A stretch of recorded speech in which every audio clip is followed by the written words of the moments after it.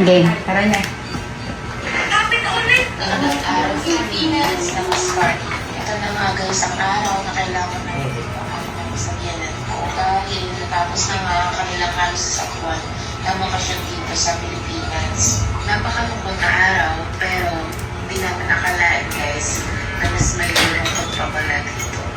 Pero bago yan, let me explain muna or share sa inyo kung ano yung mga bagay na ginawa nila dito sa Pilipinas na bago sila umuwi sa India. I-share ko na nga rin sa inyo guys ang pinagdadaanan namin ni Aditya ngayon. Ang hirap na rin kasi guys mapanggap na okay lang ako sa mga voice over, ganyan, nakakatawa pa ako. Pero hindi talaga ako okay guys.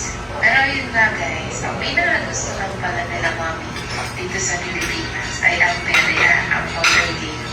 Yan, pinakagusto lang ko kasi sa inyo guys, meron silang perya pero walang betting, walang sugal ganyan guys. Pero yung sugal naman na sobrang minimal lang.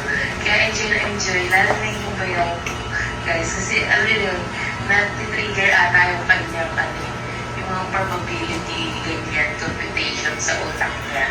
Alam mo naman guys, engineer yun. So, sobrang nag-enjoy siya dun sa color game.